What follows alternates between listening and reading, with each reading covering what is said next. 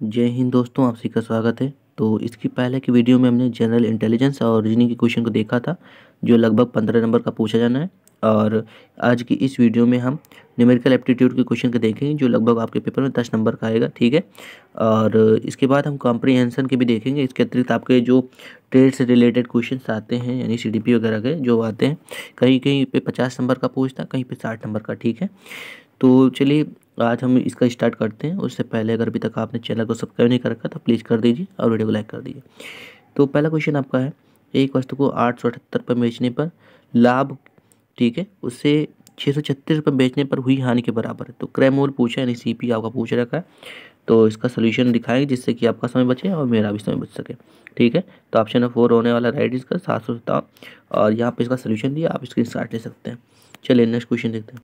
तो question number 2 आपका इस तरीके से, अनुप्रवाह में चल रही नाव 30 किलोमीटर की दूरी 2 घंटे में तय करती है। ठीक है। और वापस लौटते समय दूरी को तय करने में 6 घंटे लगते हैं। यदि धारा की गति नाव से आधी हो तो नाव की गति किलोमीटर प्रति घंटे में क्या है? इसको आपको खुद से भी सॉल्व करना है, हालांकि सोल्यूशन तो दिखा ही रहे हैं। ठीक है। तो राइट आंसर सबका 10 होने वाला है। और इसका जो सोल्यूशन है यहाँ पर है, आप वीडियो को रोक करके या खुद से भी सॉल्व करके इसका आंसर देख सकते हैं। ठीक है। ये देख सकते हैं आप सोल्यूशन। चलिए नेक्स्ट क्वेश्चन देखते हैं। तो क्वेश्चन नंबर 3 है आपका, संख्याओं का औसत 306.4 है 4 है। पहले दो संख्याओं का औसत 431 है और अंतिम दो संख्याओं का औसत 214.5 है। ठीक है। तीसरी संख्या क्या है? इस तरह के क्वेश्चन आपके पूछे जाने हैं, तो आपको प्रिपेयर होकर जाना है। ठीक है। तो इसका जो राइट आंसर आपका होने वाला है, ठीक है, तो राइट आंसर आपका होने वाला है, इसमें इन्होंने पता नहीं क्या दे रखा है, कुछ मिसप्रिंट है। ठीक है। तो इस तरीके से इसको सॉल्व करना है। इसका राइट आंसर 241 है। ठीक है। तो कुछ क्वेश्चंस में हो सकता है थोड़ा सा मिस्टेक हो, ऑप्शन में कि ऊपर नीचे हो जाता है। ठीक है। चलिए देखते हैं क्वेश्चन नंबर 4 देखते हैं। 105 मीटर और 90 मीटर लंबी दो ट्रेन समांतर पटरी पर विपरीत दिशा में क्रमशः 45 और 72 किलोमीटर प्रति घंटे की रफ्तार से चलती हैं। एक दूसरे को पार करने में लगा समय बताना है। ठीक है। इस तरीके से आपका आएगा। ठीक है। तो इस राइट आंसर आपका होने वाला है 2। ठीक है। और 6 सेकंड। और इसका जो सोल्यूशन है यहाँ पर देख सकते हैं, ऐसा सॉल्व किया गया है। ठीक है। चलिए नेक्स्ट क्वेश्चन देखते हैं। तो क्वेश्चन नंबर 5 आपका है, अमर 45,000 रुपये के निवेश से एक रोजगार शुरू करता है और 6 महीने बाद 30,000 रुपये के साथ प्रकाश उसके साथ जोड़ता है। ठीक है। साझेदारी का, पार्टनरशिप का, वर्ष के अंत में लाभ को किस अनुपात में बांटा जाना चाहिए? ठीक है। तो इसका सोल्यूशन आपको दिखा देते हैं। वैसे राइट आंसर का होने वाला पहला 3:1। ठीक है। और इसका सोल्यूशन यहाँ पर इस तरीके से है। ठीक है। आप यहाँ से देखेंगे और समझेंगे इसको। ठीक है। चलिए नेक्स्ट क्वेश्चन देखते हैं। तो क्वेश्चन नंबर 6 है आपका, एक चुनाव में 2 उम्मीदवार हैं, एक को कुल वैध वोटों का 52% मिलता है और कुल वोटों का 25%। अवैध वोट घोषित कर दिए जाते हैं। कुल वोटों की संख्या इतनी है, तो दूसरे उम्मीदवार को कितने वोट वैध वोट मिले हैं? ठीक है। इसको मैंने हिंदी में करा रखा है। ठीक है। आपको इंग्लिश में चाहिए तो आप बता सकते हैं, हालांकि ज़्यादातर बच्चों का जो जो मांगते हैं, यानी जो कमेंट करते हैं, वो तो हिंदी में कहते हैं, इसलिए हमने हिंदी में कर दिया इसको। ठीक है। हालांकि आपका पेपर हिंदी और इंग्लिश दोनों में आने वाला है, यानी सारे क्वेश्चन आपको हिंदी में नहीं मिलने वाले हैं। ठीक है। चलिए, तो राइट आंसर आपका 3 होने वाला है, 3024। ठीक है। और सोल्यूशन यहाँ पर है, आप यहाँ सोल्यूशन देखेंगे। ठीक है। चलिए नेक्स्ट क्वेश्चन देखते हैं। तो क्वेश्चन नंबर 7 आपका, एक ट्रेन 90 मीटर लंबे प्लेटफॉर्म को 30 सेकंड में और प्लेटफॉर्म पकड़े एक आदमी को 15 सेकंड में पार करती है, तो ट्रेन की गति है। ठीक है। तो राइट आंसर का 121.4 किलोमीटर प्रति घंटा। ठीक है।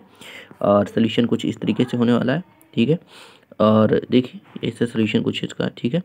और जहाँ तक अगर बुक की बात की जाए, तो इसके लिए हम बुक तो कई सारी बता सकते हैं। आपका असिस्टेंट टीचर का पोस्ट के लिए और भी बहुत सारे पोस्ट के लिए बहुत सारी बुक्स हैं, लेकिन जहाँ तक मेरा मानना है कि अगर आप किसी भी कंपटीशन की तैयारी कर रहे हैं, तो आपके सिलेबस में रीजनिंग में जितने भी टॉपिक्स आते हैं लगभग, ठीक है, वो सारे आपको तैयार करके जाने हैं। ठीक है। सब में से क्वेश्चन आ सकते हैं, कोई ज़रूरी नहीं कि आपको जो टॉपिक बता रहे हैं उतने में से आएगा, क्योंकि प्रीवियस ईयर है। ठीक है। तो रीजनिंग का जो आपका एरिया होता है थोड़ा बड़ा होता है। ठीक है। तो हर टॉपिक से एक क्वेश्चन 2 क्वेश्चन उठाता ही है, लेकिन आपका जो जिस तरीके से देख सकते हैं एलिगेशन वगैरह का रेशियो का, तो इसमें कई क्वेश्चन आपको जरूर देखने को मिलने वाला है। ठीक है। और जहाँ तक बात है ट्रेड की, तो आपको ट्रेड का खुद से तैयार करना है। आपको सिलेबस में, आपने B.Ed किया होगा या D.Ed किया होगा, तो आपके सिलेबस में जो CDP रही होगी, ठीक है, तो CDP एक होता है, आप जो बेसिक होती है स्टार्टिंग की। ठीक है। तो आपको स्टार्टिंग की तो पढ़ के जानी, ऐसा नहीं ये मत सोचिए कि आपको स्टार्टिंग, ज़्यादातर क्वेश्चन आपके बेसिक से ही पूछता है। ठीक है। बहुत हाई नहीं लेके जाता, क्योंकि बच्चे क्या करते हैं, बेसिक पढ़ने छोड़ के वो लोग थोड़ा ऊपर जाते पढ़ते हैं। ठीक है। तो ऐसा नहीं कि केवल आपको हाई लेवल का ही पढ़ना, थोड़ा सा बेसिक भी पढ़ना। ठीक है। चलिए, थोड़ा बैकग्राउंड में थोड़ा नॉइज ज़्यादा है, उसके लिए फिर से सॉरी चाहते हैं। चलिए नेक्स्ट क्वेश्चन देखते हैं। तो क्वेश्चन नंबर 8 आपका है, एक कार 816 किलोमीटर की दूरी 12 घंटे में तय करती है, तो कार की चाल क्या है? ठीक है, तो राइट आंसर का 5 होने वाला है। ठीक है, इनमें से कोई नहीं, और इसका सोल्यूशन कुछ इस तरीके से होने वाला है। ठीक है, और ये जो आपका ये एक तरीके से मॉक टेस्ट था। ठीक है, और इसको जो मेरे जूनियर्स बच्चे हैं, ठीक है, या जो आपके बच्चे ये साथ में होते हैं, यहाँ पर क्या होता है, सारे कंटोनमेंट्स का एक साथ पेपर इकट्ठा करके उसका मॉक टेस्ट कराया था, जिससे बच्चे को समझ में आए पेपर पैटर्न कि किस तरह के क्वेश्चन। लगभग सभी जो कंटोनमेंट्स होते हैं उनका जो पेपर का लेवल होता है लगभग सेम रहता है। ठीक है, और कोशिश प्रयास यही किया जाता है कि हर कंटोनमेंट के पेपर को सॉल्व करके उसका एनालिसिस किया जाए और समझा जाए कि किस तरीके के पेपर आपके प्रीवियस ईयर में पूछे गए, और उसी आधार पर हम लोग तैयारी करते हैं और करवाते हैं कि बच्चों को समझ में आए कि आने वाले पेपर एग्जाम्स में पेपर किस तरीके से आने वाला है। ठीक है, चलिए नेक्स्ट क्वेश्चन देखते हैं। क्वेश्चन नंबर 9 आपका है, 175 मीटर लंबे एक ट्रेन में 35 मीटर लंबे प्लेटफॉर्म को 12 सेकंड में पार करती है, तो ट्रेन की गति किलोमीटर प्रति घंटे में क्या है? ठीक है, तो राइट आंसर सबका 3 होने वाला है, 63। ठीक है, और इसका सोल्यूशन कुछ इस तरीके से आप यहाँ से सोल्यूशन देखेंगे और समझेंगे। ठीक है, चलिए नेक्स्ट क्वेश्चन देखते हैं।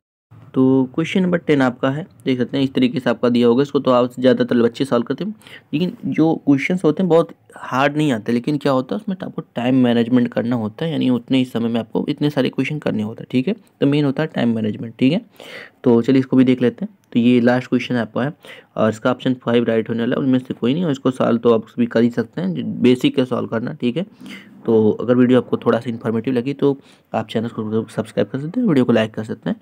थैंक यू सो मच, और नेक्स्ट वीडियो आपको बहुत ही शीघ्र में देखने को मिलेगी, हो सकता है शाम तक, ये कल आपको कोशिश किया जाएगा कि आपके इंग्लिश कॉम्प्रिहेंशन के कोई अपलोड कर दिए जाए। ठीक है, और जहाँ तक रही बात करंट अफेयर्स की, तो करंट अफेयर्स और ये जीएस के क्वेश्चन, ठीक है, तो इसका एरिया बहुत बड़ा होता है। करंट अफेयर्स आपको अभी आज के पढ़ने, पिछले 6 महीने के, ठीक है, पिछले 6 महीने के प्रयास करना है, करंट अफेयर्स आपको पढ़ के जाने हैं। ठीक है, और जीएस की बात रही तो जीएस के क्वेश्चन आपको हम दिखा देंगे, और सीडीपी के क्वेश्चंस भी आपको दिखा दिए जाएंगे। ठीक है, तो आज के लिए इतना ही।